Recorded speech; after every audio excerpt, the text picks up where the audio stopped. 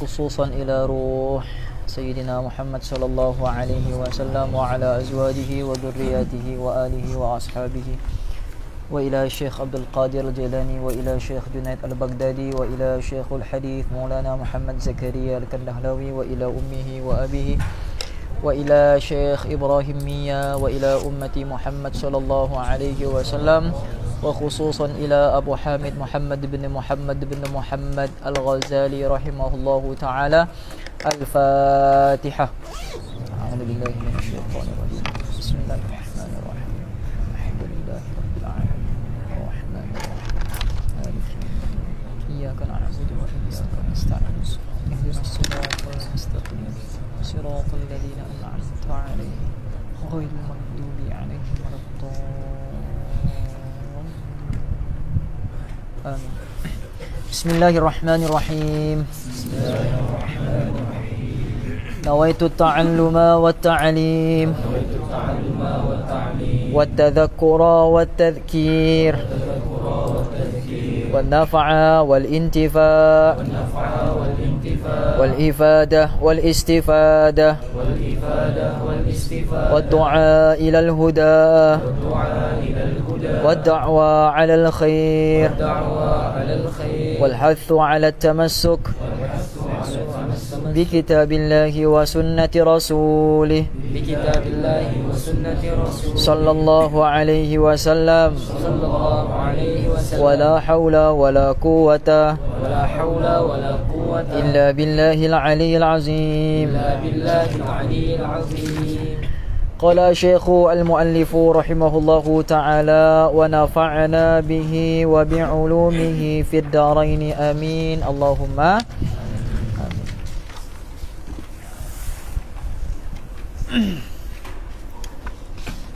min jumlati ma nasaha bihi Rasulullah sallallahu alaihi wasallam,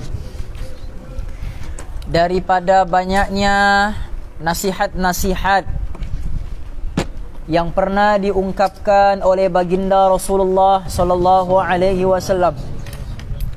Jadi setiap perkara yang diucapkan oleh Nabi disebut sebagai hadis.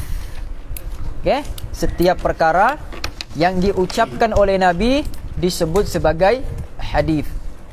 Dan setiap perbuatan yang dilakukan oleh Nabi disebut sebagai sunnah. Itu pembahagian secara khusus. Tapi kalau pembahagian secara umum, makna hadis sama dengan makna sunnah. Okey, makna hadis sama dengan makna sunnah. Apakah dia? Aqwalun wa af'alun, aqwalun wa af'alun, apa lagi? Bukan dia punya ayat depan ni apa? Ma udhifa lin nabi sallallahu alaihi wasallam qawlan fi'lan taqriran sifatan khuluqiyah atau akhlaqiyah. Semua yang datang daripada Nabi sama ada perkataan, itu makna hadis dengan makna sunnah ya. Semua yang datang daripada Nabi sama ada perkataan, perbuatan, persetujuan. Faham? Apa makna takrir? Takrir ni makna persetujuan. Maknanya Nabi tidak buat benda tu, tapi Nabi nampak sahabat buat. Nabi tidak larang, tidak juga suruh. Contohnya solat sunat sebelum maghrib. Okay? Solat sunat sebelum maghrib, solat sunat 2 rakaat sebelum maghrib. Nabi tidak pernah buat. Sepanjang hidup Nabi, Nabi tidak pernah buat solat sunat 2 rakaat sebelum maghrib. Adakah dia sunnah? Tidak. Sebab Nabi tidak pernah buat. Okay? Tetapi Nabi nampak sahabat buat. Bila Nabi nampak sahabat buat, Nabi tidak marah, Nabi tidak suruh. Bermakna Nabi ridha dengan perbuatan dia. Sebab kalau benda tu salah, pasti Nabi akan larang. Sebab Nabi tidak akan benarkan benda-benda yang mungkar berlaku di hadapan mata Nabi. Faham tidak? Jadi benda tu maknanya at-takrir, maknanya mendapat persetujuan daripada Nabi. Awalnya bukan sunnah, tapi kerana sahabat buat, Nabi tidak larang pula sahabat tu buat, maka dipanggil takrir. Itu pun termasuk daripada sunnah. Faham? Jadi benda yang Nabi tidak buat tapi sahabat buat, itu pun dikira sebagai Sebab dia ada hadis lain Nabi bersabda,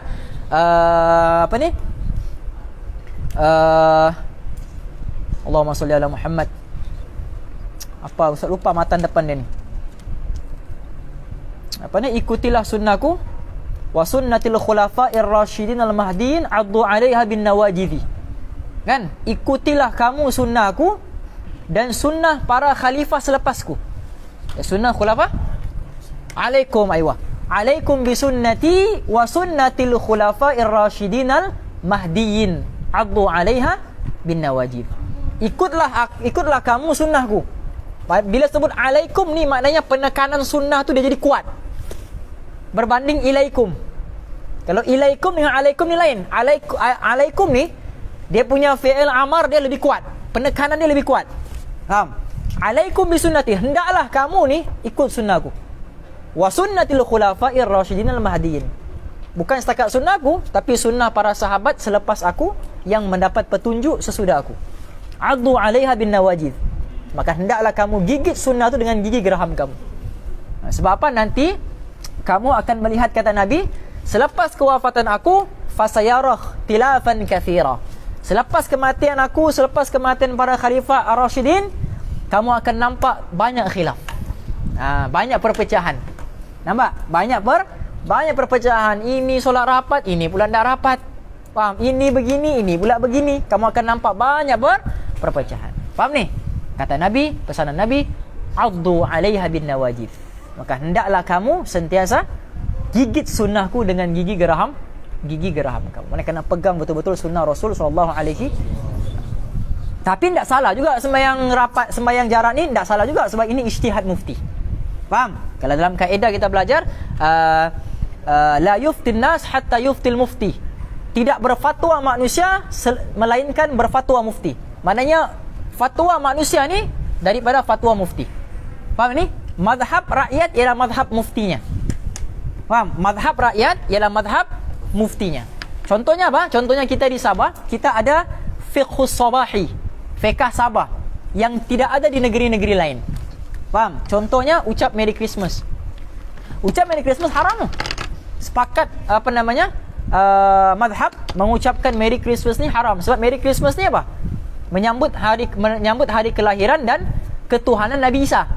Faham? Jadi bila kita ucap Merry Christmas, seolah-olah kita ridha bahawa Nabi Isa tu sebagai Tuhan. Kita mengiktiraf akidah mereka. Jadi sepakat ulama kata haram. Faham? Bagi daging kurban kepada orang kafir haram. Faham ni? Tapi kita di Sabah, wakil kita berbeza. Keadaan kita berbeza. Kita di Sabah kebanyakan di satu tempat orang Kristian lebih ramai daripada orang Islam. Kadang-kadang satu kampung tu orang Islam, orang non Muslim ramai, tiba-tiba orang Muslim sikit je. Dan mereka memang sudah rapat daripada dulu. Maka di sini mufti kita kata hukumnya harus mengucapkan Merry Christmas. Faham tidak? Jadi mufti kita kata begitu. Maka fatwa kita, madhab kita ikut madhab mufti kita. Jadi bila mufti kita kata boleh, bolehlah. Mufti kita kata pula harus bagi makan, harus beri daging korban kepada orang bukan Islam. Padahal haram. 4 mazhab ni haram. Syafi'i, Maliki, Hanafi, Hambali. Haram bagi daging korban kepada orang bukan Islam, orang kafir. Tapi disebabkan kita hidup dalam suasana yang tak boleh tidak, memang kena berinteraksi dengan orang kafir juga. Mungkin sudah menjadi sebahagian. Dan kadang-kadang di Sabah ada mak bapak Islam, anak masih belum Islam. Ada anak Islam, mak bapak masih belum Islam. Jadi benda tu kadang-kadang anak ucap Merry Christmas dan sebagainya, maka hukumnya di sini diharuskan. Faham? Jadi banyak kita punya fatwa di Sabah ni yang keluar daripada fatwa 4 mazhab. Faham? Jadi adakah salah? Tidak. Itu ijtihad mufti. Jadi la yuftin nas hatta yuftil mufti. Tidak berfatwa manusia selepas selepas berfatwanya mufti. Jadi begitu juga dengan sembahyang jarak dan juga sebagainya. Faham ni? Min jumlati ma nasaha bihi Rasulullah sallallahu alaihi wasallam. Jadi apa sahaja yang datang daripada Nabi disebut sunnah dan juga hadis ya. Daripada banyaknya nasihat-nasihat yang disebutkan oleh baginda Rasulullah sallallahu alaihi wasallam untuk umatnya, yaitu Nabi sallallahu alaihi wasallam bersabda, alamatul i'radillahi ta'ala 'anil 'abdi. Nampak? Di antara tanda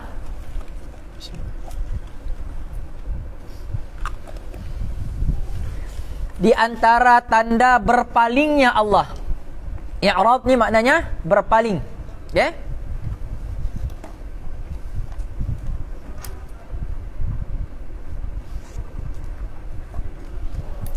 Alamatu i'radillahi ta'ala 'anil 'abdi. Di antara tanda-tanda berpalingnya Allah Subhanahu wa taala daripada hambanya. Okey? Istighaluhu bima la ya'nihi, yaitu disibukkan hambanya itu kepada perkara-perkara yang tidak memberi manfaat. Okey? Jadi berapa banyak sudah 24 jam kehidupan kita ni yang kita buang ke tempat-tempat yang tidak memberi manfaat pun kepada kubur kita, yang tidak memberi manfaat pun untuk kehidupan akhirat kita. Jadi ini kita kena muhasabah lah. Kata Sayyidina Umar, hasibu qabla an tuhasabu. Hitunglah diri kamu sebelum kamu dihitung dan dinilai. Jadi kena cek berapa banyak kita punya amal ni yang tak bermanfaat untuk kehidupan kita di masa akan datang, di kubur kita, di mizan kita, di mahsyar kita dan sebagainya. Kena cek. Faham? Yang dia maksudkan di sini apa? Yang dia maksudkan di sini, ini dia jawab kepada siapa nih? Murid. Jawab kepada anak murid dia. Betul tidak? Dia bukan jawab kepada orang awam biasa. Dia jawab kepada anak muridnya yang alim di dalam ilmu, yang menguasai seluruh cabang ilmu. Jadi yang dia maksudkan dalam hadis ini ialah, Imam Ghazali maksudkan, dia sebenarnya menyindir kepada anak muridnya ni.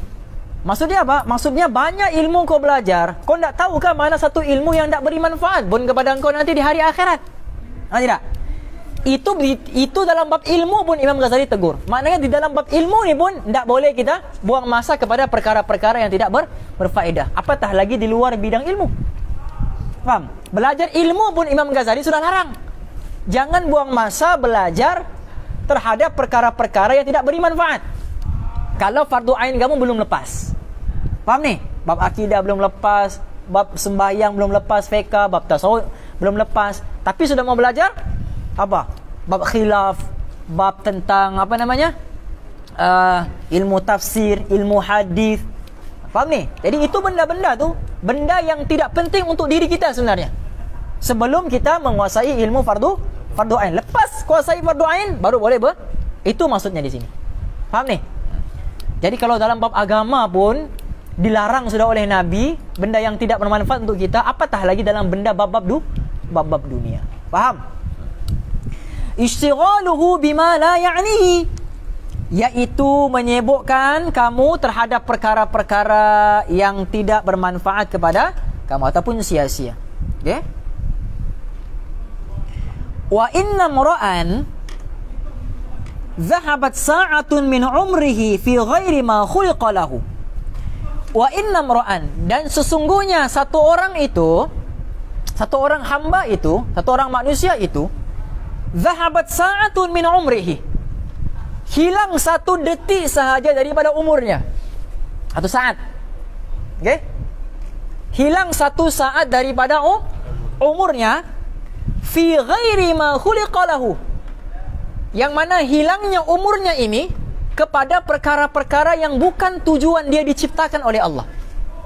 Faham tidak? Kita diciptakan untuk beribadah, tapi umur dia ni habis kepada perkara yang bukan tujuan dia diciptakan. Faham tidak? Okey, contoh. Kopiah. Kopiah fungsinya menutup kepala. Tapi antum ambil kopiah ni, antum pergi basuh kereta. Apa hukumnya? Zalim dipanggil. Okey? Wada'an syai' bighairi mahalli. Meletakkan sesuatu bukan pada tempat dia. Itu namanya zalim. Faham? Kopiah tu digunakan untuk diletakkan di atas kepala. Tapi kenapa kita guna untuk basuh kereta? Jadi tujuan kopiah tu lari. Macam tu lagi kita hamba. Kita diciptakan untuk wa ma khalaqtul jinna wal insa illa liya'budun, ay illa liya'rifun. Liya'rifuni, untuk mengenali Allah. Dalam tafsir Ibnu Abbas sebut. Jadi kita diciptakan oleh Allah untuk beribadah. Tujuan untuk beribadah. Tapi kita lari, bila hidup di dunia, lari pula tujuan kita. Maka hukumnya zalim. Okey? Kita termasuk dalam golongan orang-orang yang zalim. Okey? wala yahdillahi qaumuz zalimin, kan? Dan Allah tidak akan memberi petunjuk kepada golongan orang-orang yang zalim, yang lari daripada tujuan asal dia diciptakan. Faham? Ghairi ma khuliqa lahu wa inna mar'an dhahabat sa'atun. Sungguhnya seseorang itu apabila lari umurnya, lari sa'atun ni maknanya sedetik lah, satu saat. Ya, satu saat ni sedetik, sa'atun. Min umrihi, daripada umurnya. Fi ghairi ma khuliqa lahu, pada perkara yang bukan dia diciptakan. La jadirun an tatula alaihi hasratahu. Nescaya akan panjanglah penyesalannya nanti di hari akhirat. Nescaya akan panjanglah penyesalannya nanti di hari akhirat. Antum bayangkan tuh, satu saat di dunia lari daripada tujuan asal kehidupan, panjang penyesalannya di hari akhirat. Itu baru satu saat. Itu baru satu saat. Jadi umur kita ni kemana kita habiskan? Kita sudah umur 20 tahun, 30 tahun. Berapa tahun sudah kita habiskan untuk agama? Kalau sembahyang berapa minit saja? Betul tidak? Satu hari berapa banyak kita habiskan untuk agama? Kalau dalam hari kita hanya sembahyang saja, sembahyang lama 10 minit lah, kan? Baru 50 menit. Betul tidak? Ambillah 1 jam. Baru 1 jam untuk agama, 23 jam lagi. Satu saat penyesalan berpanjangan kalau 23 jam. Sebab tu Nabi bersabda apa? Apa ni? Tidak akan beranjak kaki seorang mukmin, seorang muslim di hari akhirat. Tidak akan beranjak kaki seorang muslim nanti, seorang hamba Allah nanti di hari akhirat, melainkan Allah akan tanya kepada dia empat perkara. Okey? Akan ditanya kepada dia empat perkara. Saya lupa pula matan hadisnya. Ingat tak, Rafi? Tak ingat. Lupa.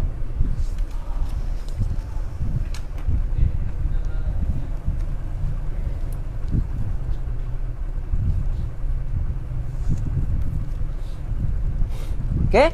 Hatta yus'al an arba', melainkan dia ditanya oleh Allah 4 perkara. Yang pertama, an umrihi fima afnah. Umur kamu kemana kamu habiskan? Itu yang pertama akan ditanya. Umur kamu kemana kamu habiskan?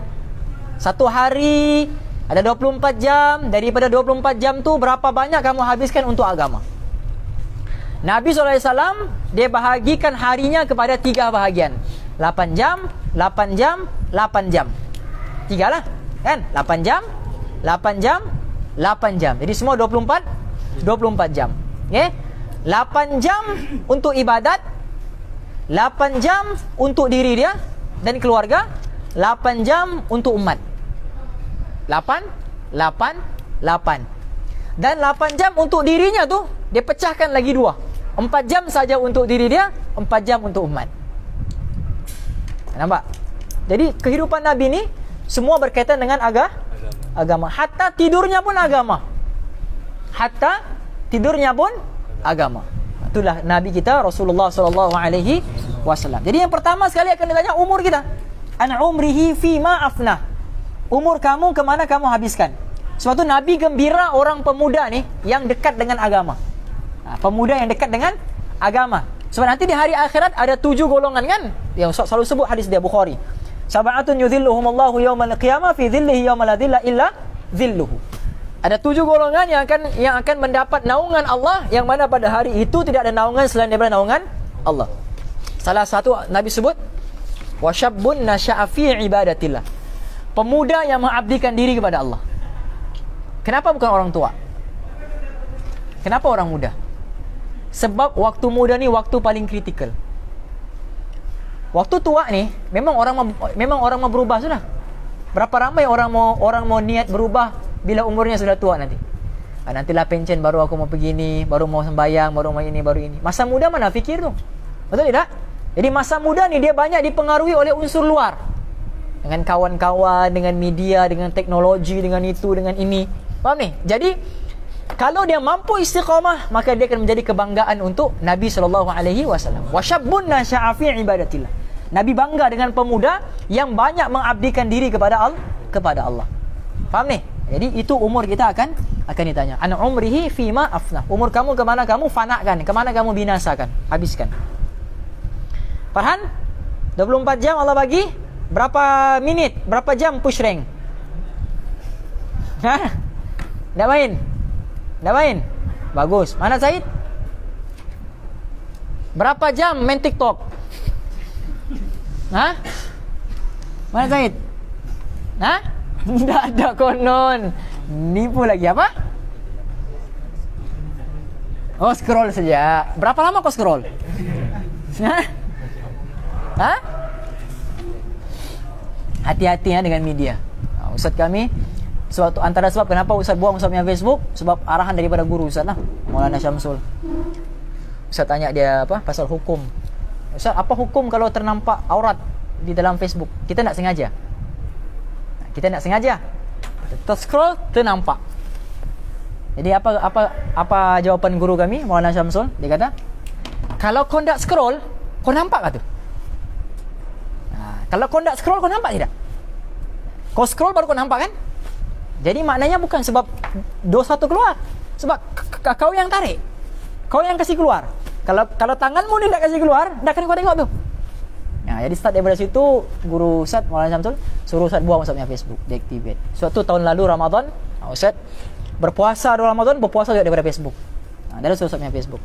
Jadi Facebook Majlis Taklim lah. Itu pun untuk upload iklan-iklan. Tapi kalau macam antum, kalau boleh usahakan untuk kurangkan main, kurangkan lah. Faham ni? Sebab antum perlu juga kan, sebab mau tengok live, mau tengok rakaman semula. Okay? Tetapi sebaiknya buat satu akaun yang baru yang hanya untuk itu saja. Faham? Hanya untuk tengok live situ saja. Supaya kamu tak, yalah makin banyak kamu add orang, makin banyak beritanya yang kamu nampak. Faham ni? Itu pun istighaluhu bima la ya'nihi. Disibukkan dalam perkara yang sia-sia. Faham ni? Tak salah, tapi berpada. Dan media ni pun boleh jadi saham akhirat juga. Faham? Kalau kita pandai gunakan. Tidak ya? Jadi yang pertama, an umrihi fi ma'afna, umur kamu ke mana kamu habiskan. Yang kedua, an ilmin fi ma amila fihi. Ilmu kamu amal atau tidak? Ada dua. Ilmu kamu amal ataupun tidak.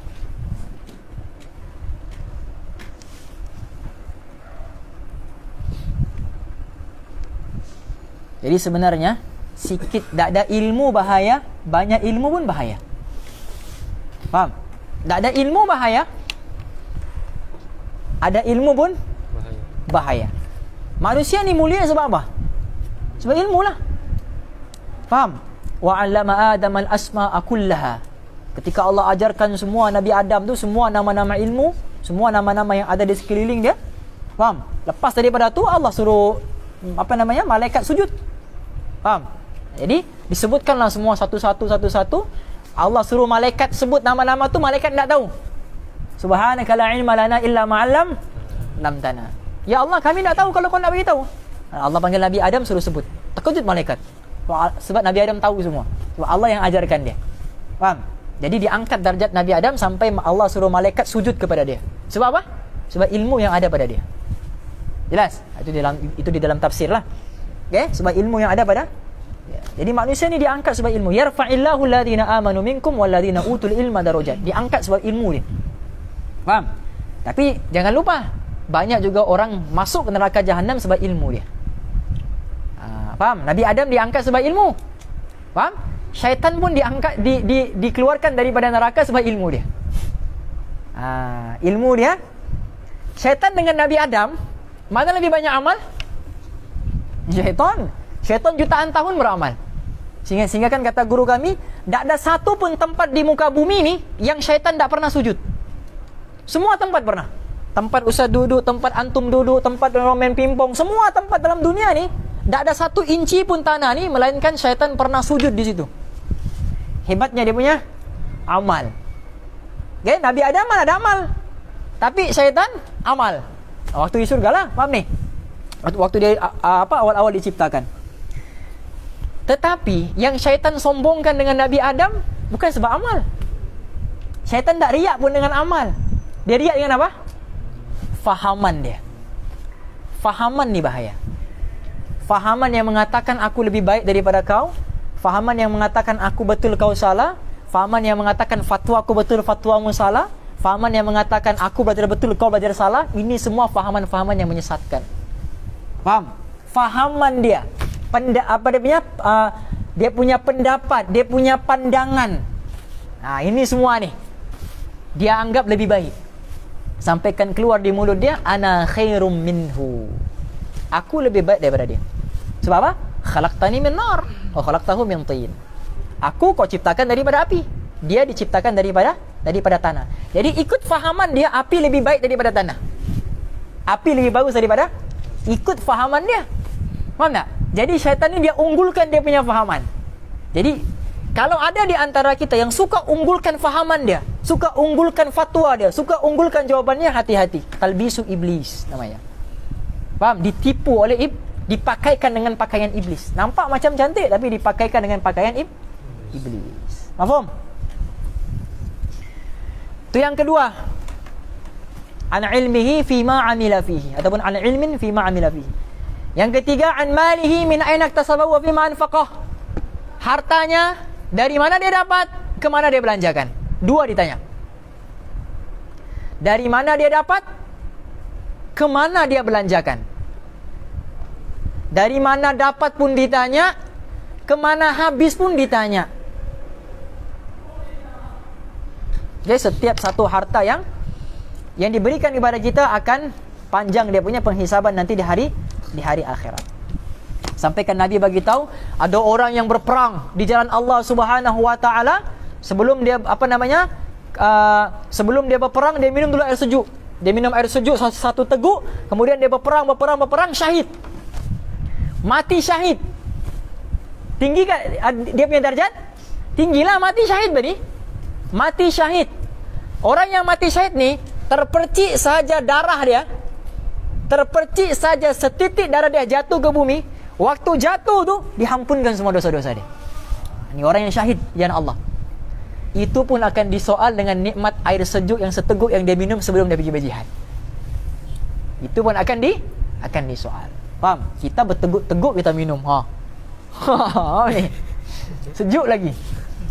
Faham? Yang itu semua akan disoal. Faham?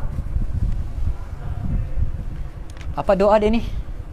Ustaz ingat tak kalau kita minum benda tu, doa dia tu yang kita tak akan dihisap. Apa doa dia ni?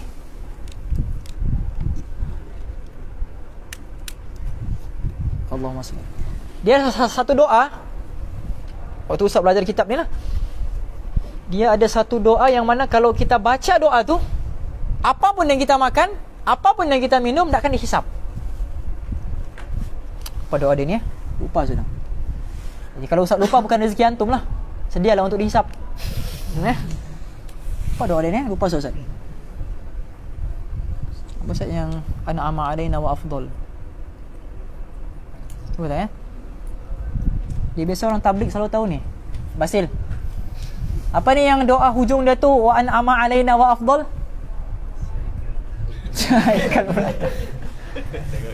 Allahumma salli ala Muhammad. Ayo saya cari ya. Saya pun dah ingat. Cik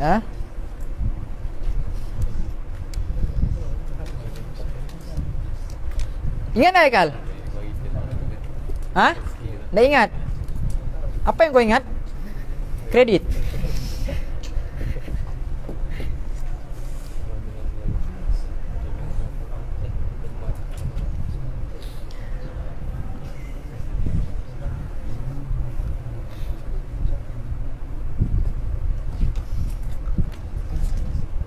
Alhamdulillahilladzi huwa asba'ana wa an'ama alaina wa afdal.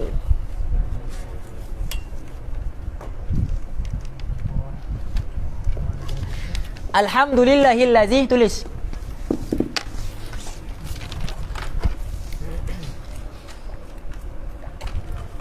Alhamdulillahilladzi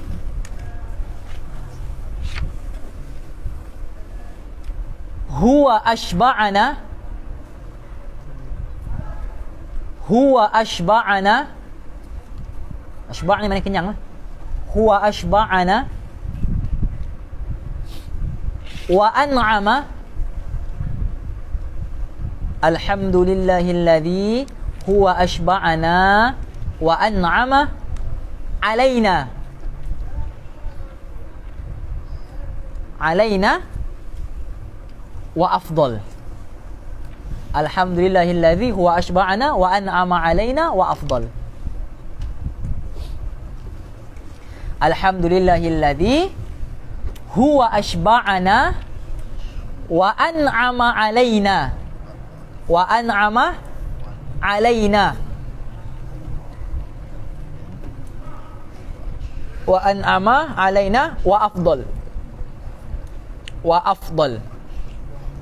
Alhamdulillahilladzi huwa ashba'ana wa an'ama alaina wa afdal. Okey? Alhamdulillahilladzi huwa ashba'ana wa an'ama alaina wa afdal. Nah, ini doa kalau kita makan minum tak akan dihisap. Nampak? Okey?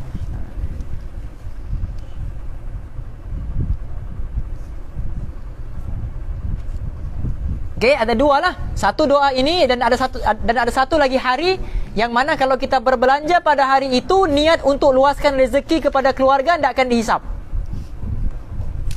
Hari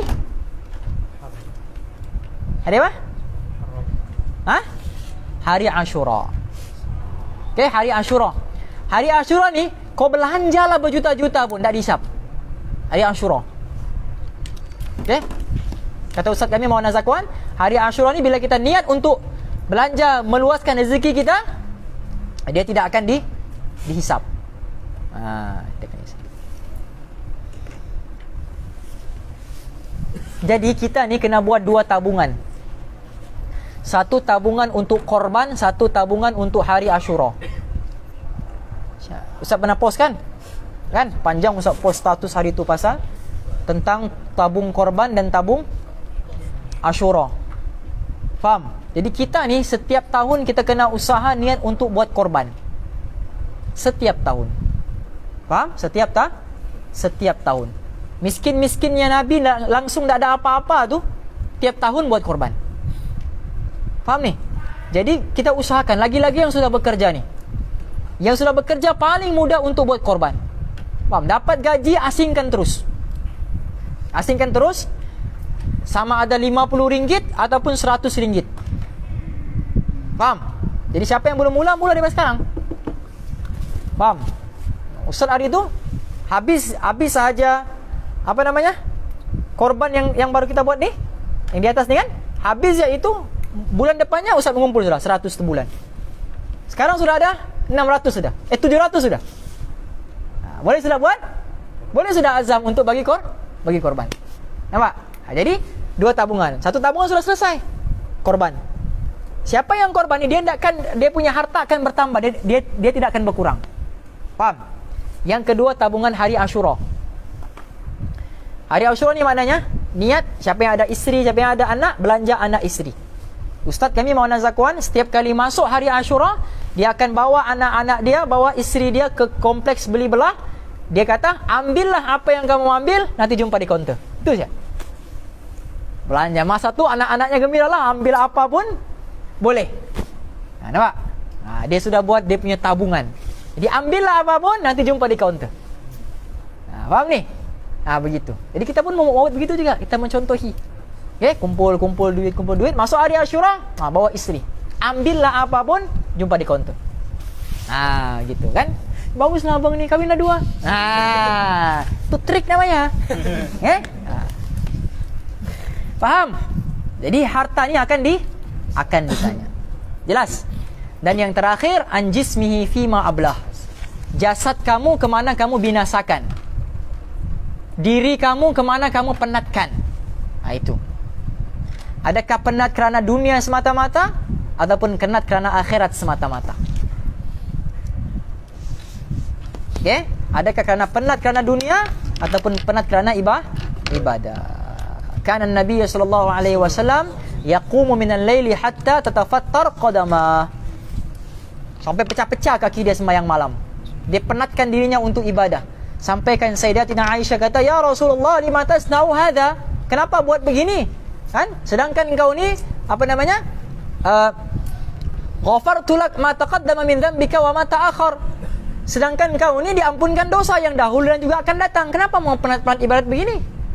Apa kata Nabi? Afala akunu 'abdan syakura. Tidakkah sepatutnya aku menjadi hamba Allah yang bersyukur? Faham? Jadi inilah 4 pertanyaan yang akan ditanya kepada diri kita. Okey, tidak akan beranjak kaki seorang hamba itu nanti di hari akhirat, melainkan ditanya 4 perkara ini. Faham? Jadi satu saat sahaja umurnya daripada umurnya. Contohnya umurnya 60 tahun, satu saat daripada 60 tahun itu lari daripada tujuan asal. Penyesalannya berpanjangan di hari akhirat. Faham? Saat. Sebab itu orang di tingkat bawah syurga dibandingkan dengan nikmat tingkat atas di syurga jauh beza. Macam Ustaz cerita semalam tentang pasir tu kan. Kalau dia cerita habis pasir tu cerita tentang kenikmatan syurga di atas, masih belum lagi habis nikmat syurga tu diceritakan. Jadi ada 2 orang kata Nabi, yang mana satu orang di bawah, satu orang di atas. Sama-sama beramal. Beza yang di bawah ni dengan yang di atas ni cuma satu saja, iaitu yang di atas ni lebih subhanallah daripada yang di bawah. Kalau yang di atas ni subhanallah 400, di bawah ni 399 saja, misal. Lebih satu tasbih saja, jaraknya antara langit dan bumi. Nah, lebih satu kata Nabi, tidak ada penyesalan bagi ahli syurga. Tidak ada penyesalan bagi ahli syurga kecuali masa yang berlalu di dunia tanpa berzikir kepada Allah. Mau bagi tahu di sini, ahli syurga pun menyesal. Faham? Ahli syurga pun menyesal. Apatah lagi ahli? Ahli syurga pun menyesal. Apatah lagi ahli neraka? Nah, nyesal lah kau. Faham? Ahli syurga pun menyesal. Menyesal sebab apa? Sebab umurnya di dunia berlalu tanpa zikrullah. Faham ni? Jadi kena usahakan bertasbih. Satu tasbihat subhanallah, tumbuh satu pokok dalam. Dia punya daun tu, besar daunnya tu. Dia punya daun je. Daunnya tu besarnya. Kita naik kuda yang paling laju. 500 tahun perjalanan kuda tu berlari, baru lengkap satu pusingan. Dia punya daun saja. Kau bayangkan dia punya batang. Nah, kan? Macam giant The giant Jack Slayer apa? Min? Jack and Bean yang ada pokok tu kan? Begitu. Itu namanya bimala yaknihi. Tak, itu sia-sia tu. Okey? Tu macam tu kan, dia yang pokok naik tu. Besar kan? Surga lagi besar. Faham? Sampaikan kata ulama, kalau kita kumpulkan titisan-titisan air hujan ni untuk cerita nikmat syurga. Bayangkan kamu kumpul titisan air hujan tu daripada Nabi Adam sampai kiamat.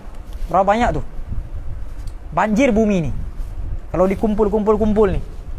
Setiap satu titik tu cerita nikmat syurga. Habis sudah hujannya titisan tu, tak akan habis cerita tentang nikmat syurga. Kata ulama apa? Kalau semua kisah-kisah tentang syurga dikumpulkan, yang pernah diterangkan oleh ulama, yang pernah dibahaskan oleh fuqaha, yang pernah disyarahkan oleh aulia, semua dikumpulkan ni. Kumpul. Belum sampai 1% pun sama dengan keindahan syurga seperti mana yang diceritakan. Tak sampai 1% pun. Kenikmatan syurga. Faham ni? Jadi, tak akan menyesal ahli syurga kecuali masa yang berlalu tanpa zikrullah. Jadi kena banyakkan zikir pada Allah. Okey? Wa man jawazal arba'ina, dan barang siapa yang sampai umurnya 40 tahun. Kalau dalam istilah 40 tahun ni kita panggil apa? Syekh, kan? Syekh ni maksudnya man jawazal arba'in, yang sudah sampai umur 40. Dari segi bahasa lah syekh. Siapa sini umur 40 tahun? Belum ada lagi kan? Belum ada kan? Belum ada lagi umur 40 tahun di sini.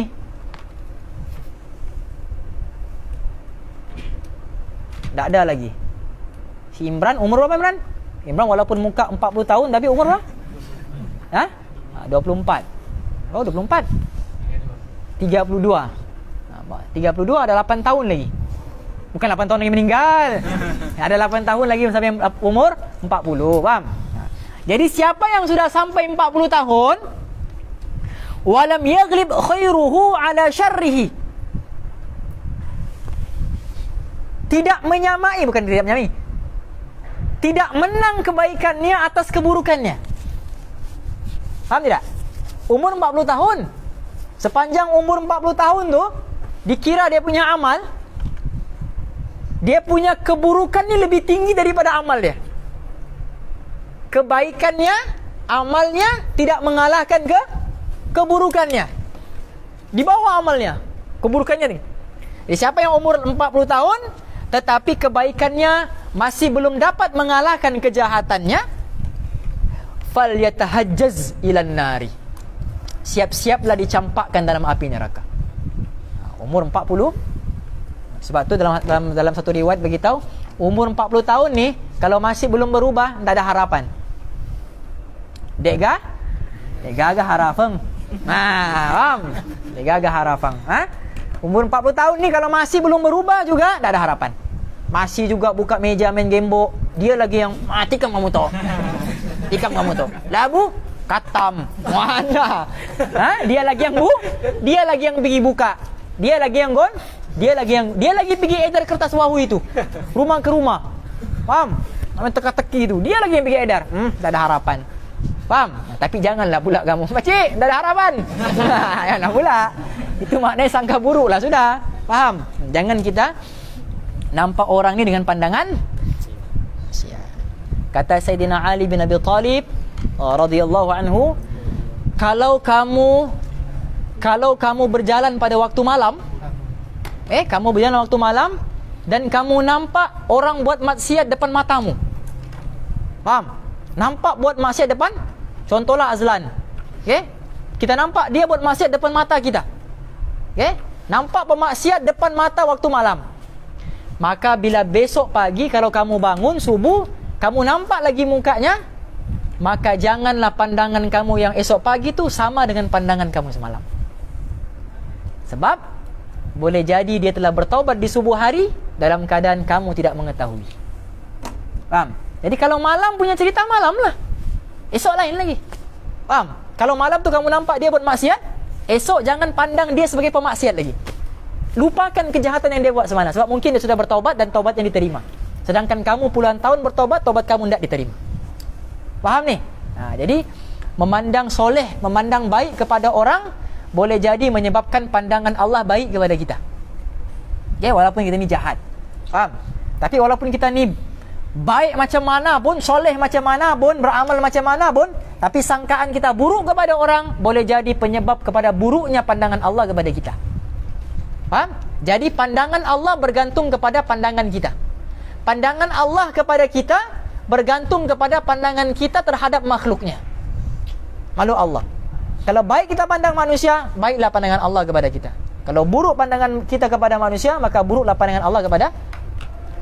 Buruk dan baiknya kita pada pandangan Allah bergantung kepada buruk dan baiknya pandangan kita kepada manusia. Faham ni?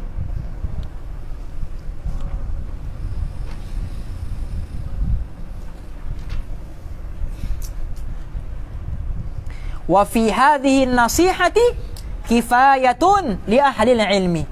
Dan pada nasihat ini sudah cukup bagi ahli ilmu. Maksudnya apa? Nasihat ini sudah mengandungi dua perkara, perintah dan juga larangan. Istighaluhu bima la ya'nihi, sibukkan terhadap perkara-perkara yang tidak bermanfaat ataupun sia-sia. Hadisnya pendek, tetapi kata Imam Ghazali, nasihat ini sudah cukup. Sebab apa? Sebab hadis ini walaupun pendek tapi mengandungi dua perkara, suruhan, larangan. Suruhan untuk tinggalkan benda-benda, suruhan untuk buat benda-benda yang berfaedah, larangan untuk melaksanakan perkara-perkara yang tidak berfaedah. Jadi dua-dua di situ. Itulah makna takwa. Itulah makna takwa. At-taqwa hiya imtithalu awamirillahi azza wa jal wajtinabu nawahihi sirran wa alaniyatan. Okey, tinggalkan larangan Allah, buat perintah Allah. Faham ni? Ayyuhal waladu. Ayyuhal. Ustaz baca habis, Rafi terjemah. An-nasihatu sahlatun wal mushkilu qabuluha li'annaha fi madhaqi muttabi'il hawa murratun idhil manahi mahbubatun fi qulubihim ala al-khususi liman kana taliban ilmi rasmi wa mushtaghilan fi fadlin nafsi wa manaqibid dunya fa innahu yahsabu anna al-ilma al-mujarrada lahu wasilatun sayakunu najatuhu wa khulasuhu fihi wa annahu mustaghnin 'anil 'amali wa hadha i'tiqadul falasifati subhanallahil 'azim. Okey. Wahai anakku yang tercinta, memberi nasihat itu sebenarnya mudah sahaja. Baik, jadi an-nasihatun sahlatun. An-nasihatu sahlatun. Bagi nasihat ni memang mudah. Cakap ni memang mudah. Sebab tu kata ustaz kami, penuntut ilmu ni dia ada satu kawan baik, dia ada satu musuh. Musuh bagi penuntut ilmu ialah lidah, mulut, lisan. Musuh bagi penuntut ilmu ialah lisan. Dan kawan baik bagi penuntut ilmu ialah telinga. Maka sebab tu kita disuruh banyak mendengar daripada banyak bercakap. Dan antara sebab juga Kaisal, kenapa mulutmu satu, telingamu dua?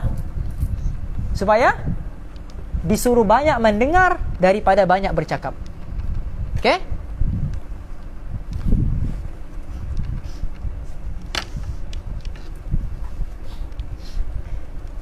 Wa man kathura kalamuhu kathura khata'uhu. Wa man kathura khata'uhu kathura dhunubuhu. Wa man kathurat dhunubuhu fannaru aula bihi. Kan?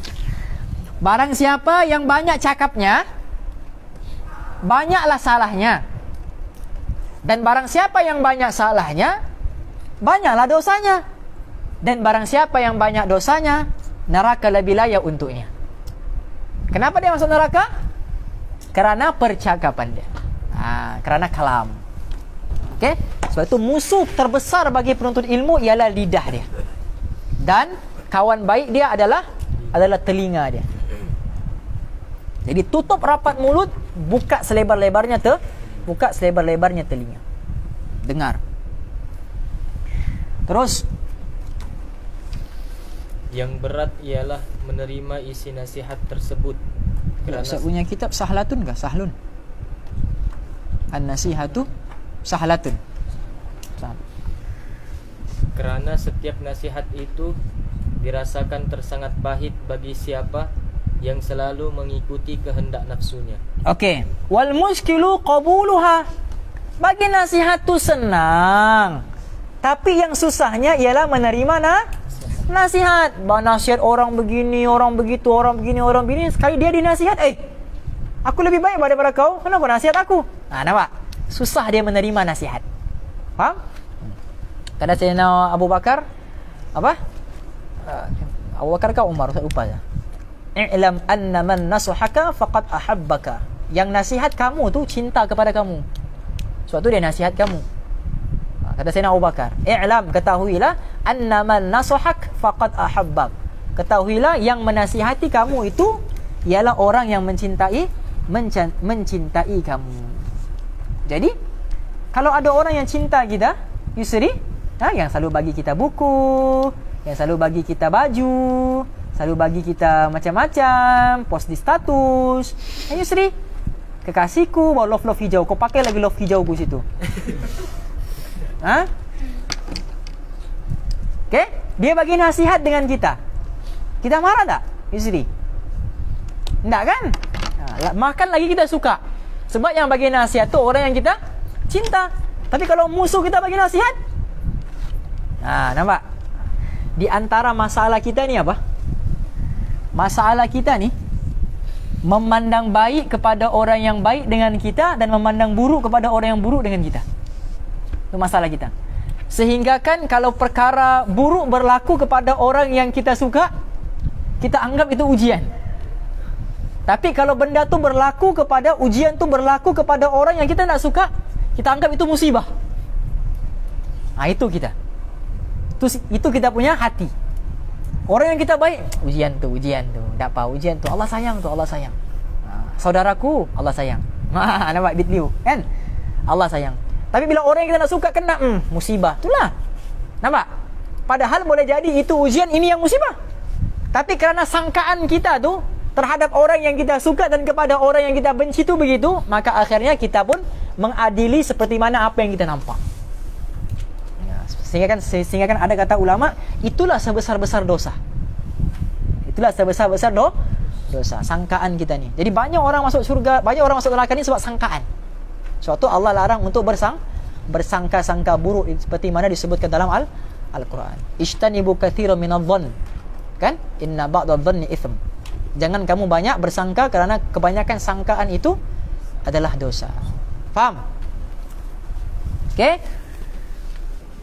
Li'annaha fi madaqi muttabi'il hawa murratun. Kerana nasihat itu pahit bagi orang yang banyak ikut hawa nafsu dia. Macam Ustaz bagi tahulah, kita sakit. Kita punya kaki sakit, luka. Faham? Letak obat. Pedih tidak? Pedih. Tapi itulah asbab kesembuhan. Faham? Itulah asbab kesembuhan. Luka tangan, letak ubat, sakit. Tapi sakit itulah asbab kesembuhan. Faham? Tapi orang mati, luka di badannya orang mati, kau letak satu botol sekalipun obat, dia tak akan rasa sakit. Dia tak berteriak. Sebab dia sudah mati. Faham? Macam itulah hati kita. Jadi bila kita baca tulisan, bila kita dengar orang bercakap, hati kita tersindir. Hati kita rasa sakit. Itu asbab penyembuhan hati. Maka jangan marah. Terima seadanya. Faham? Orang cakap begitu, orang cakap ini, hati kita sakit. Itu asbab kesembuhan. Faham? Tapi kalau ada orang yang disindir, dibagi nasihat, tidak juga mendengar. Itu seperti mana orang yang mati tadi. Hatinya sudah mati sampai nasihat pun tidak terkesan pada hati dia. Faham ni? Gitu. Terus nafsu sangat mencintai perkara-perkara yang dilarang. Idzil manahi mahbubatun fi qulubihim. Nafsu ni sangat suka pada apa? Mahbubatun, sangat cinta dia. Sangat suka dia pada apa? Manahi, terhadap perkara-perkara yang ditegah, yang dilarang, yang Allah benci. Inna nafsa la ammaratun bisu. Nafsu ini sangat suka buat kejahatan. Itulah nafsu. Memang sifat dia ajar orang buat jahat, ajar orang buat jahat. Nafsu. Dan berapa ramai yang kalah dengan nafsu dia. Faham? Okey?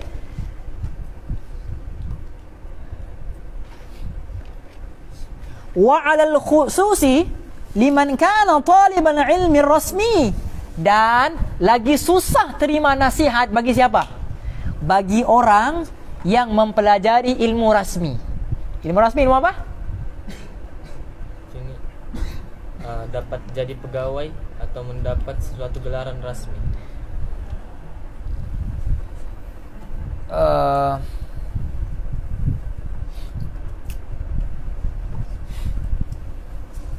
Kalau apa yang Ustaz belajar dulu, ilmu rasmi ni maksudnya dia belajar agama tapi tujuan dunia.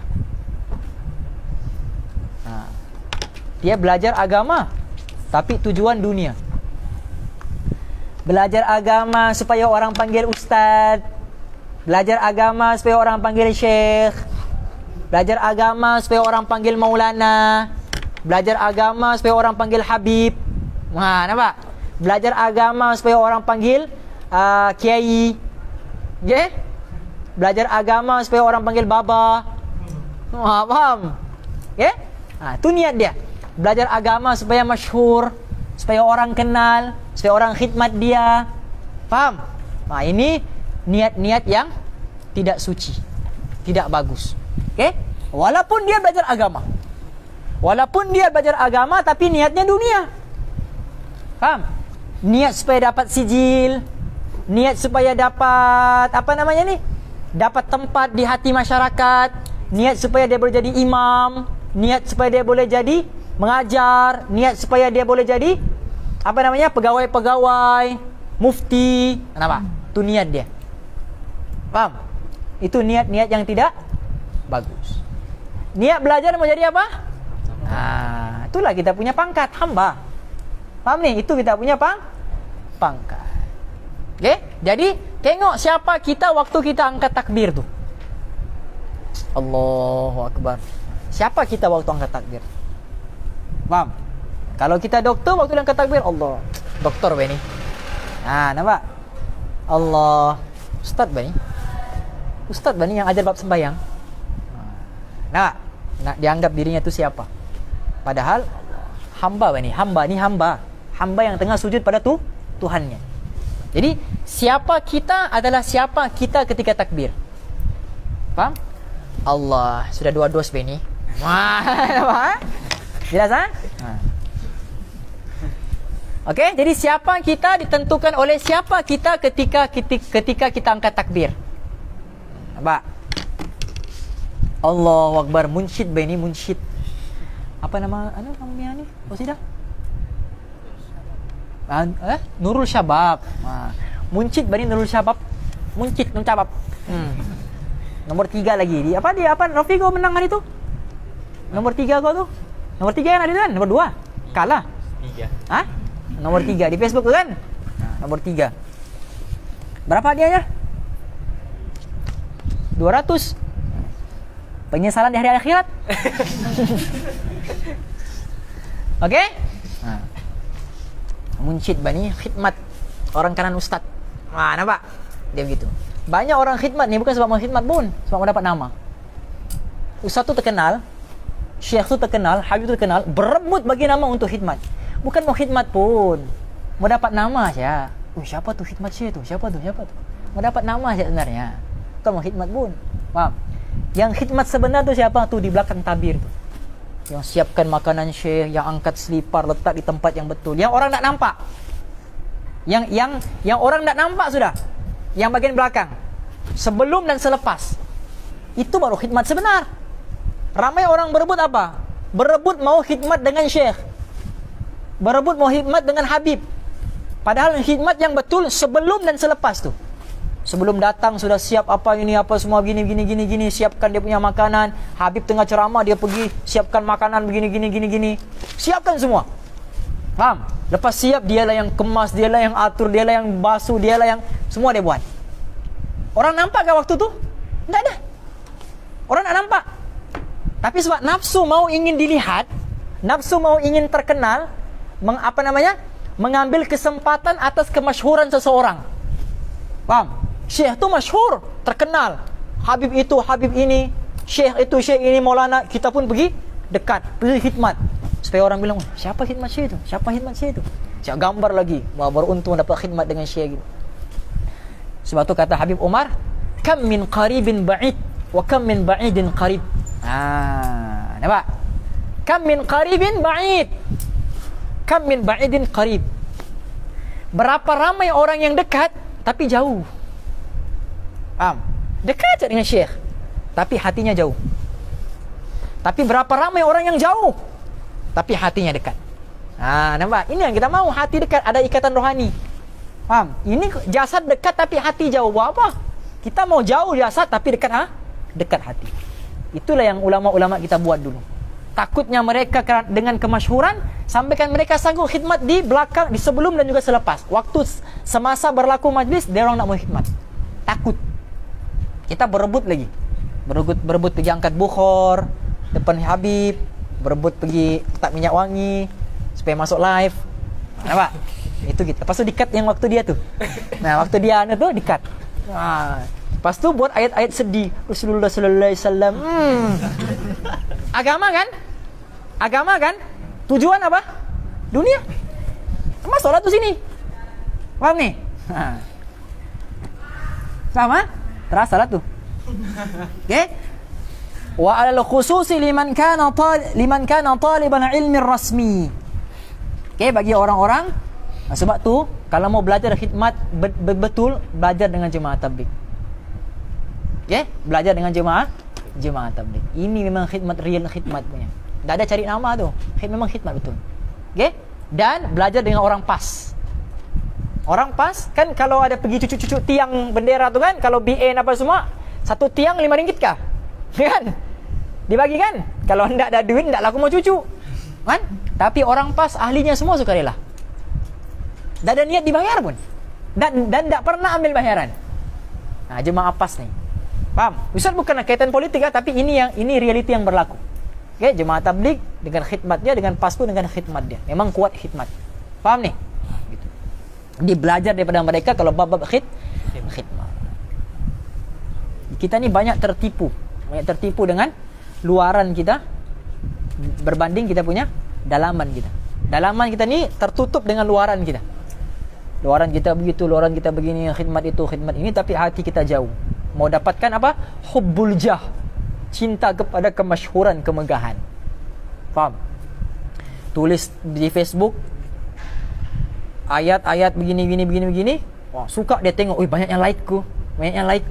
Banyaknya orang share. 5, banyaknya 5. Oh, 5 banyak. Faham? 5 banyak. Baru 5 tu orang tertekan. Faham? Orang tertekan. Bangga dia ada satu komen. Faham? Satu komen. Komen tu pun maaf tuan terkomen. Komen tu pun maaf tuan terkomen. Bukan orang mau komen pun. Faham? Tapi bangga dia. Itu yang dia post dengan niat supaya banyak like-nya, banyak share-nya. Ini pun atas nama dunia, atas nama agama, tapi tujuan dunia. Hati-hati. Okey, hati. Jaga hati. Okey?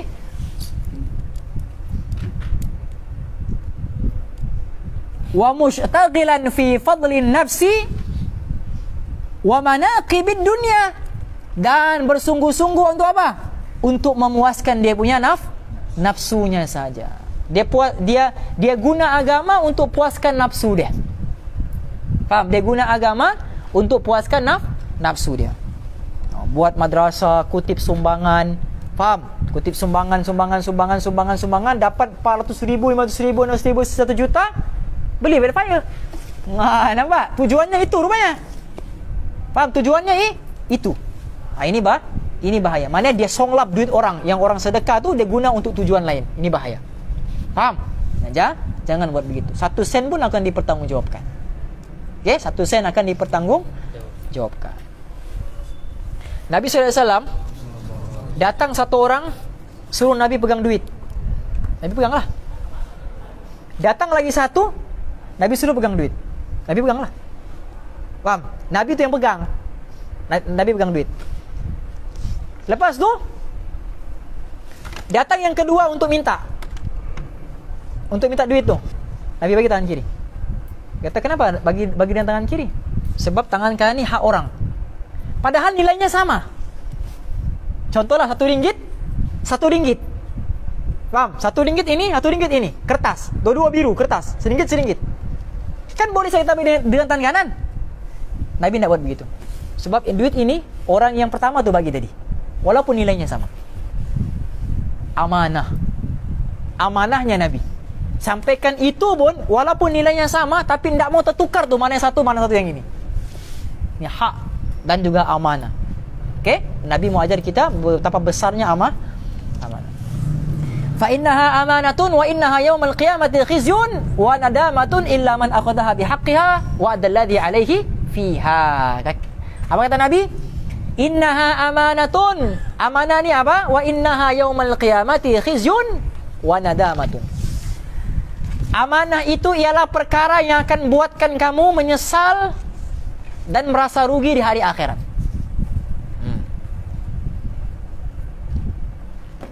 Okey, amanah yang akan membuatkan menyesal dan juga illa man akhadhaha bihaqqiha, kecuali orang yang ambil dengan betul. Memang ahlinya lah. Memang ahlinya. Wa adalladhi alaihi fiha, dan dia menyerahkan amanah itu kepada tempat yang betul. Dia diberikan jawatan itu dan dia salurkan jawatannya ke tempat yang betul. Mafhum? Wa manaqibid dunya, dan untuk mendapatkan dunia. Apa contohnya? Mau dapatkan makanan, mau dapatkan pangkat, mau dapatkan kerajaan. Nah, ini semua tujuan-tujuan ini walaupun atas nama agama. Terus Robi.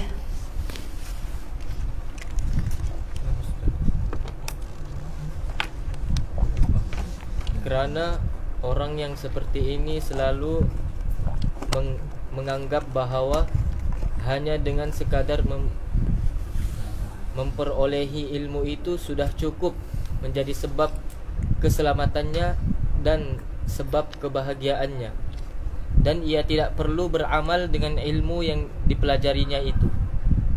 Okey. Fa innahu yahsabu anna al-ilma al-mujarrada lahu wasilatun sayakunu najatuhu wa khulasuhu fihi. Sebab apa? Sebab dia anggap ilmu ni ilmu saja. Yang penting ada ilmu. Amal dan amal belakang cerita. Itu.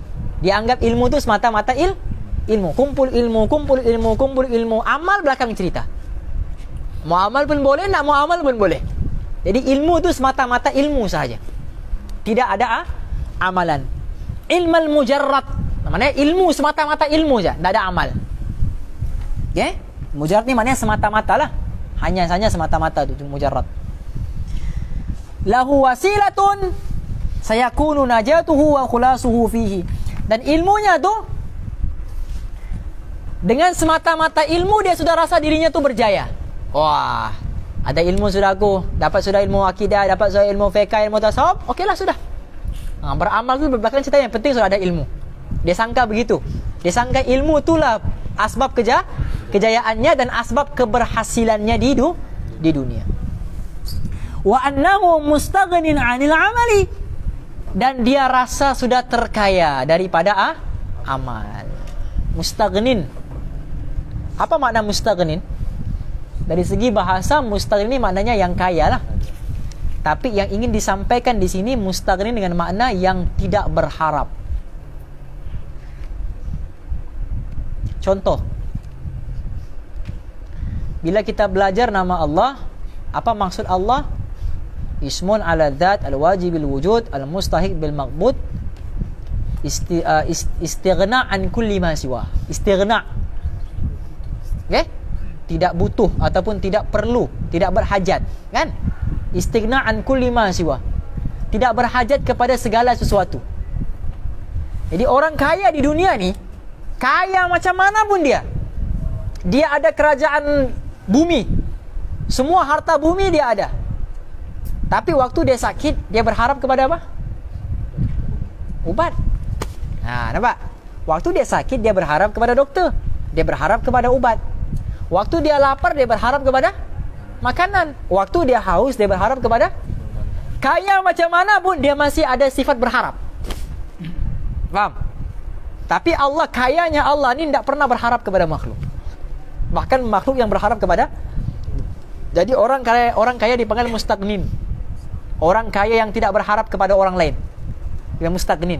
Jadi dia sangka ilmunya semata-mata sudah cukup tanpa perlu amal. Jadi dia berharap amal itu tidak perlu. Faham? Padahal amal ni lah yang akan menentukan dia punya tingkatan di dalam syurga nanti. Wa hadza i'tiqadul falasifati, dan inilah sebenarnya i'tiqad falsafah. I'tiqad falsafah. I'tiqad falsafah ni apa? I'tiqad falsafah ni lebih kurang sama macam Mu'tazilah, yang lebih mementingkan akal daripada naqal. Lebih pentingkan akal daripada naqal. Maknanya lebih pentingkan akal daripada Quran dan juga hadis. Muncullah golongan Mu'tazilah. Faham? Kalau ada Quran, kalau ada hadis yang bertentangan dengan akal, Diorang tak boleh terima. Itulah Mu'tazilah. Faham? Okay? Jadi golongan yang melebihkan akal daripada wahyu, Mu'tazilah. Golongan yang lebih mengutamakan wahyu daripada akal pula, siapa? Wahabi. Wahabi lah. Lebih mementingkan wahyu daripada akal. Maka muncullah ahlu sunnah wal jamaah, mu'tadil. Pentingkan wahyu, pentingkan juga akal. Dua-dua sekali berjalan. Jadi ada golongan yang pentingkan akal semata-mata berbanding wahyu, ada golongan yang pentingkan wahyu semata-mata berbanding akal, ada golongan yang seimbang antara itulah kita yang di tengah, iaitu mu'tadil ahli sunnah wal jamaah. Subhanallahil azimi. Jadi dia lebih pentingkan teori daripada amal. Baca siap, baca, tapi amal tidak. Sebab dia tahu kalau aku amal ni aku akan diuji. Nampak? Kalau aku beramal, kalau aku aku akan diuji, maka dia pun tidak beramal, maka hanya dia membaca saja ilmu. Terus Rabi, la ya'lamu hadzal maghrur annahu hina hassala al-ilma idza lam ya'mal bihi takunu al-hujjatu alayhi akada kama qala Rasulullah sallallahu alaihi wasallam ashaddu an-nasi 'adaban yawm al-qiyamati 'alimun lan yanfa'uhu Allahu bi'ilmihi. Alangkah kelirunya pemikiran yang seperti ini. Bukankah ia telah mengetahui bahwasanya seseorang itu apabila telah dapat menghasilkan ilmu, kemudian ia tidak beramal dengan ilmu yang telah diketahuinya itu, nanti pada hari kiamat ia akan disoal dengan soalan yang lebih berat lagi daripada orang yang tidak mengetahui apa-apa. Seperti apa yang telah disebutkan dalam hadis Rasulullah sallallahu alaihi wasallam, asyaddun nasi 'adaban yaumal qiyamati 'alimun la yanfa'uhu Allahu bi'ilmihi. Artinya orang yang paling pedih siksanya pada hari kiamat nanti ialah seorang alim yang tidak memberi manfaat akan dia oleh Allah dengan ilmunya. Okey. La ya'lamu hadzal maghrur. Kalau dalam kitab saya apa? Al-Qadar kah? Maghrur juga. Kalau dalam Minhaj Al-Qadra. La ya'lamu hadzal qadra. La ya'lamu hadzal qadra. Tidakkah dia mengetahui keadaan ini? Annahu hina hasala al-ilma, kalau dia ketika dia kumpulkan ilmu itu, hina hasala ilma, ketika dia kumpulkan ilmu tersebut, idza lam ya'mal bihi, kalau dia tidak beramal dengan ilmunya, dia kumpul, akhirnya lam ya'mal bih, tidak beramal dengan ilmunya, takunul hujjatu alaihi akada, maka pastilah ilmu tadi akan menjadi hujjah yang sangat kuat untuk dia nanti di hari akhirat. Ilmunya yang akan berhujjah dengan dia. Dia berhujjah dengan orang di dunia dan dia nak beramal. Akhirnya di hari akhirat ilmu itu yang akan hujjah dia balik. Sebab dia tidak beramal. Kata ustaz kami,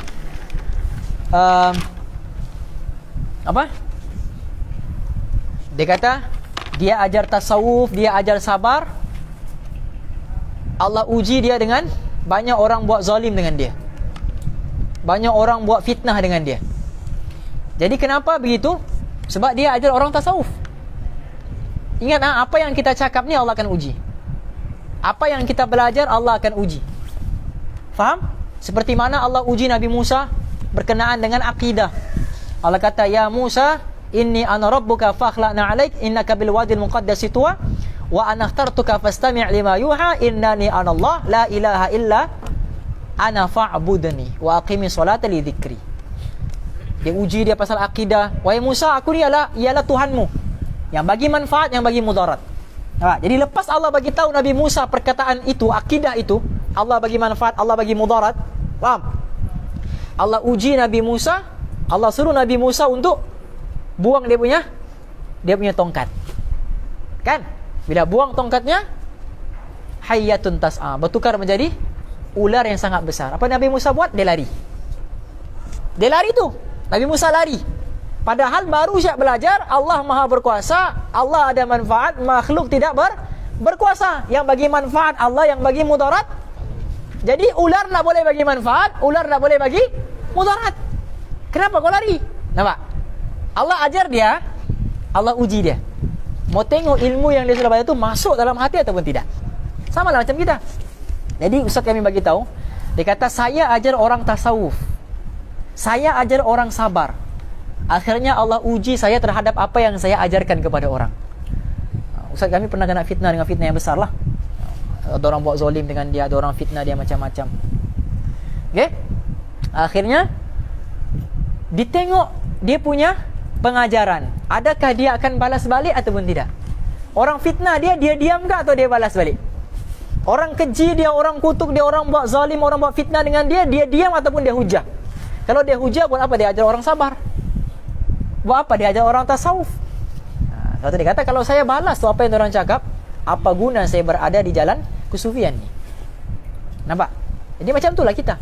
Semua benda ni kita akan diuji. Kita cakap tentang sabar, cakap tentang itu, tentang ini, kita akan diuji semua. Faham? Jadi kata ustaz kami, kalau saya balas, apa guna saya mengajar tasawuf? Maka masuklah saya ke dalam golongan yang disebutkan di dalam Al-Quran. Apa ni sebut lima taquluna ma la taf'alun. Kan? Kabura maqtan 'indallahi an taqulu ma la taf'alun. Kenapa kamu cakap sesuatu yang kamu tidak buat? Dalam surah As-Saff tu. Kan? Kenapa kamu cakap sesuatu yang kamu tidak buat? Kamu ajar orang sabar, kamu ajar orang tasawuf, kamu dikritik, kamu dikeji, kamu pula tidak sabar. Kenapa kamu ajar orang? Jadi kamu cakap sesuatu yang kamu tidak buat. Besar kemurkaan Allah kepada kamu. Dalam surah As-Saff tu sebut. Sebab tu Imam Malik ketika dia mengajar hadis digigit kakinya oleh, ada riwayat kata kaki, ada riwayat kata belakang dia. Kala jengking wah. Bukan nyamuk, kala jengking. Bukan vaksin. Baru divaksin sedikit kebas. Tak. Assalamualaikum malim. Dah aku turunnya kebas tanganku. Dia punya tangan yang mendengar. Faham? Dia punya tangan yang mendengar. Okey? Jadi tengah-tengah baca hadis tu, qala Rasulullah sallallahu alaihi wa haddatsana qala Rasulullah haddatsana qala Rasulullah. Berhenti dia. Merah muka dia. Paham? Tengah baca hadis bab sabar. Bab sabar. Ajar orang bab sabar. Baca, berhenti. Merah muka dia. Sambung lagi. Baca, berhenti lagi. Paham? Lepas tu dia sambung, dia berhenti. Anak murid kata, "Syekh, kenapa berhenti?" Dia angkat dia punya apa? Dia angkat dia punya jubah. Rupanya 2 kala jengking gigit dia punya kaki. 2 kala jengking gigit dia punya. Anak murid dia kata, "Syekh, kenapa nak berhenti, Syekh? Kenapa nak bagi tahu kami?" Dia kata, saya ajar kamu tentang sabar. Bagaimana mungkin saya tidak sabar? Macam mana saya mau ajar kamu sabar? Saya sendiri nak sabar. Saya pula mau ajar kamu sabar. Nampak? Nah, inilah orang-orang yang beramal dengan ilmunya. Orang-orang yang beramal dengan ilmu dia. Faham? Nah, kita menjadi macam itu. Orang yang beramal dengan ilmu. Maka lahirlah Imam Malik, imam yang besar, yang hafal jutaan hadis Nabi. 1 juta kan? Dia dengan Imam Ahmad hafal 1 juta hadis Nabi. Bukan hadis dia dengan sanad dia sekali. Haddatsana Ahmad bin Ashkabin, qala haddatsana Muhammad bin Fudail, an Umar bin Qaqa, an Abi Zur'ah, an Abi Hurairah. Hafal tu nama-nama tu. Baru dia punya hadis. Kita hafal hadis ya, itu pun setiap amal bergantung pada niat.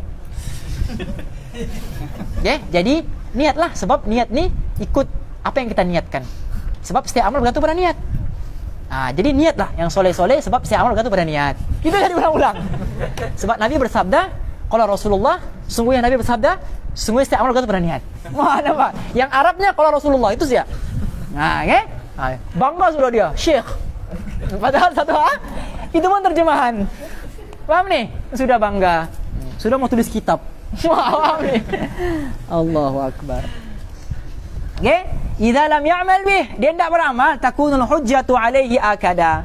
maka akan menyebabkan jadi hujah didakwa dia oleh ilmu dia sendiri. Ya? Apa? Panggil apa? Tuan makan apa ni? Bukan pakai padi makan. Ani ya? Senjata makan tuan. Aywa. Senjata makan tuan. Maknanya dia punya senjata sendiri bunuh dia sendiri. Nampak? Senjata makan. Maknanya ilmu dia yang akan membinasakan dia sendiri. Wal'iyadu. Kama qala Rasulullah sallallahu alaihi wasallam, seperti mana yang disabdakan oleh baginda Rasulullah sallallahu alaihi wasallam. Sudah selawat ke 80 tadi? Basar. Sudah 80 ha? Allahumma shalli ala Muhammad. Allahumma shalli ala Muhammad. Allahumma shalli ala sayyidina Muhammadin abdika wa nabiyyika wa rasulika an-nabiyil. Jangan lupa tu. Asyaddun nasi 'adzaban yaumal qiyamati. Sedahsyat-dahsyat azab, sekeras-keras azab di hari akhirat nanti untuk siapa? Bukan orang yang berasuah, bukan orang yang syirik, bukan orang yang membunuh. Sedahsyat siksaan untuk orang alimun, untuk orang yang berilmu. Okay? Lam yanfa'uhu Allahu bi'ilmihi, yang tidak memberi manfaat pula kan ilmu dia. Faham?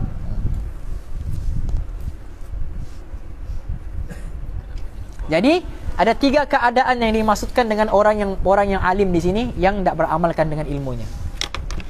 Yang pertama, dia tahu benda tu haram dan dia buat. Itu yang pertama. Dia tahu benda tu haram, dia buat. Dia tahu kapal tu haram, dia buat. Dia tahu mencuri tu haram, dia buat. Dia tahu fitnah tu haram, dia buat. Bismillah. Okay? Haram dan dia buat. Yang kedua, haram dia cuba halalkan dengan segala dalil-dalil dia. Benda tu haram tapi dia halalkan. Faham? Yang pertama haram dan dia buat benda tu haram. Dia tahu haram dan dia buat. Yang kedua haram dan dia cuba halalkan. Dan yang ketiga, ilmu yang dia tidak amalkan, sama ada halal ataupun tidak. Faham? Maksudnya benda tu halal amal tapi dia tidak amal. Itu 3 tu. Itulah 3 yang dimaksudkan oleh hadis Nabi. Okay, last. Waruwiya annal Junaidah qaddasallaha sirrahu. Kalau dalam minhaj, qaddasallahu ruhahul aziza. Ruhah ru'iya fil manami ba'da mautihi faqila lahu mal khabaru ya abal qasimi qala tahati tilkal ibaratu wa faniyati tilkal isharatu wa ma nafa'ana illa raka'atun raka'naha fi jawfil lail. Diriwayatkan daripada Imam Al-Junaid Al-Baghdadi qaddasallahu sirrahu, bahwa ada seorang yang telah bermimpi bertemu dengan beliau di waktu tidur selepas kematian beliau. Lalu orang ini telah bertanya kepada Imam Junaid Al-Baghdadi dengan katanya, "Apa khabar kamu, wahai Abul Qasim?" yakni Junaid Al-Baghdadi. Lalu Imam Junaid Al-Baghdadi menjawab, "Sebenarnya telah hilang segala ilmu yang zahir dan juga telah hilang ilmu yang batin, dan sudah tidak ada lagi yang bermanfaat kecuali hanya beberapa rakaat yang sempat kami lakukan di tengah malam." Nampak? Dia mau bagi tahu pentingnya amal nanti dalam kubur. Okey? Ruwiya annal Junaidah, diriwayatkan daripada Imam Junaid Al-Baghdadi. Jadi kamu selalulah bertawassul dengan Imam Junaid Al-Baghdadi. Okey? Semoga Allah sucikan roh kita seperti mana Allah sucikan roh-roh mereka ni. Junaid Al-Baghdadi. Junaid Al-Baghdadi ni satu geng dengan siapa? Syekh Abdullah Al-Andalusi. Kamu ingat tak kisah dia tu? Yang Ustaz cerita hari tu, masa kelas tazkirah. Atau orang alim yang besar yang diuji dengan perempuan tu, nikah dengan perempuan Kristian tu. Lepas tu kena jaga babi apa semua, anak murid dia semua lari. Akhirnya ada 2 anak murid yang tinggal, kan? Imam Shibli tu. Anak murid tu Imam Shib. Jadi satu geng lah tu, Imam Abdullah Al-Andalusi dengan Junaid Al-Baghdadi, satu zaman. Nampak? Yang telah qaddasallahu sirrahu ru'ya fil manabi ba'da mautihi, diperlihatkan di dalam tidak mana mimpilah selepas kewafatannya. Faqila lahu mal khabaru ya Abul Qasim, apa khabar kamu wahai Abul Qasim? Maksudnya selepas kewafatan Junaid Al-Baghdadi, Imam Ghazali mimpi. Mana riwayat daripada Imam Ghazali. Okey, bukan Imam Ghazali mimpi, riwayat Imam Ghazali cerita. Okey, mal khabaru ya Abul Qasim, apa khabar kamu wahai Abul Qasim? Ni kunyah untuk Junaid Al-Baghdadi. Qala tahat tilkal ibaratu, hilang habis sudah aku punya ibarat-ibarat, ilmu-ilmu. Maksudnya apa? Tidak berguna sudah ilmu-ilmuku. Wa faniyat al-isyarat, syair-syair ke apakah, segala bait-bait syair yang aku tulis apa semua ni, ilmu-ilmu batin semua ni pun tidak bermanfaat juga. Nampak? Apa yang bermanfaat? Wa ma nafa'ana illa raka'atun raka'naha fi jawfil lail. Yang bermanfaat bagi kami hanyalah beberapa rakaat yang kami buat pada waktu malam. Itulah yang bermanfaat. Ilmu yang banyak tu tidak bermanfaat kalau tidak diamalkan. Itu maksud dia. Nampak?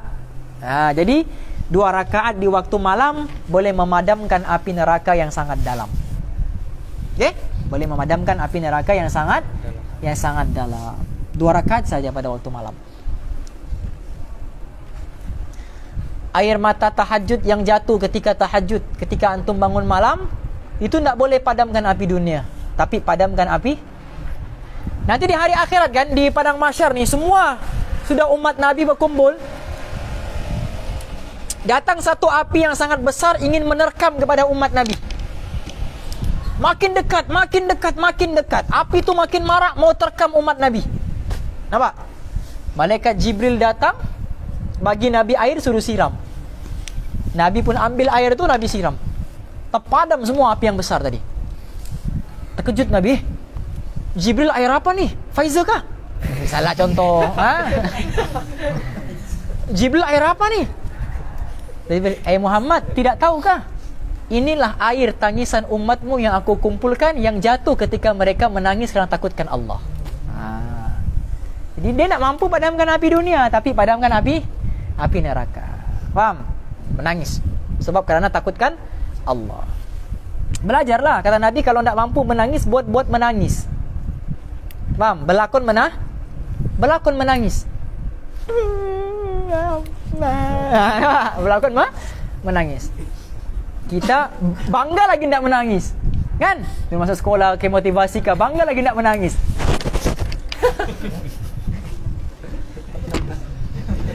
Bangga nak menangis, supaya orang bilang hero, bagus kau ni, kuat nak menangis, padahal bodoh.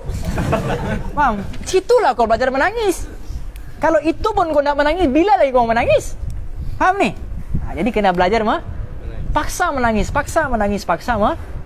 sampai satu tahap bila kita doa di dalam doa yang penuh syahadu, di dalam kerinduan kita kepada Allah, kita boleh mengeluarkan air mata tanpa dipaksa, auto keluar. Nampak? Tapi kan kalau kita cerita pasal Nabi, cerita pasal itu, auto kita punya mata ni mesti nak menahan. Faham? Dia akan keluar. Macam air lah yang memang yang sudah ditutup tetapi mau pecah. Akhirnya pecah dia punya tong air tu. Macam itulah kita. Tahan akhirnya keluar. Kita mau sampai begitu, tahap begitu. Faham? Kita sekarang ni tak ada rasa perasaan. Orang semua menangis ni, satu dunia menangis. Kau sendiri Syah, aku ke Dajjal ya. Kenapa aku nak menangis?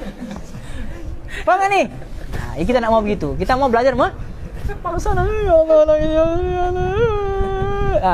Belajarlah. Faham? Menangis. Faham ni?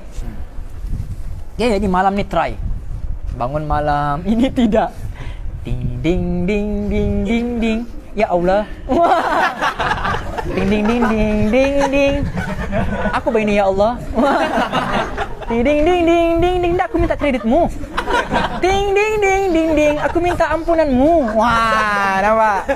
Ya? Jangan buat begitu ah. Itu fit. Itu jadi macam Kristen lah sudah. Faham nih? Kristen dia pasang di gereja lagu-lagu begitulah. Antum pula pergi pasang. Paham? Ding ding ding ding. Enggak best tukar lagi.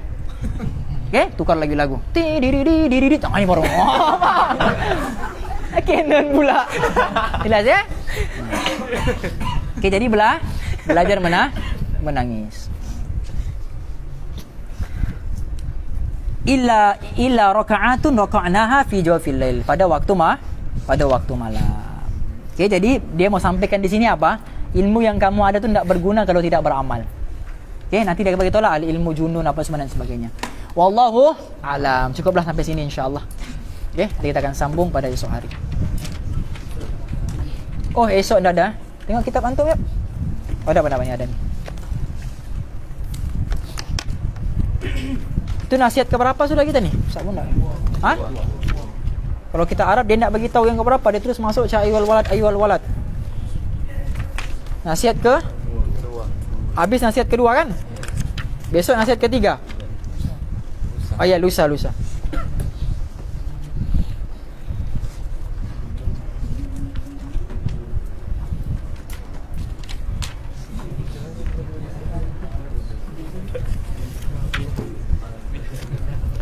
Tak boleh jadi ni, lambat ni kita habis kalau begini nih. Satu hari satu nasihat nih. Satu hari 2 nasihat. 20 nasihat. 25 nasihat. Oh, nasihat kedua ni panjang sikit. Wallahu. Bismillahirrahmanirrahim. Nawaitu ta'alluma wa ta'lim. Wa tadhakkura wa tadhkir. Wa naf'a wal intifa'. Wal ifada wal istifadah. Wa du'a ila al-huda. Wa da'wa 'ala al-khair. Wal hathu 'ala at-tamassuk bi kitabillahi wa sunnati rasulih sallallahu alaihi wasallam. Wala haula wala quwwata illa billahil aliyyil azim. اللهم ارزقنا رؤية النبي المصطفى صلى الله عليه وسلم في الدنيا والآخرة وخصوصا في هذه الليلة في منامنا. Ya Allah, kurniakanlah kami untuk melihat wajah kekasihmu Nabi Muhammad sallallahu alaihi wasallam di dunia dan juga di hari akhirat, khususnya pada malam ini dalam mimpi-mimpi kami, khususnya pada malam ini dalam mimpi-mimpi kami, khususnya pada malam ini dalam mimpi-mimpi kami. Rabbana atina fid dunya hasanah wa fil akhirati hasanah wa qina adzabannar. Wa sallallahu tabaraka wa ta'ala ala khairi khalqi sayyidina Muhammad. Subhana rabbika rabbil izzati amma yasifun wa salamun alal mursalin. Alhamdulillahi rabbil alamin. Amin Allahumma amin. Hadza wa billahi taufik. Assalamualaikum warahmatullahi wabarakatuh.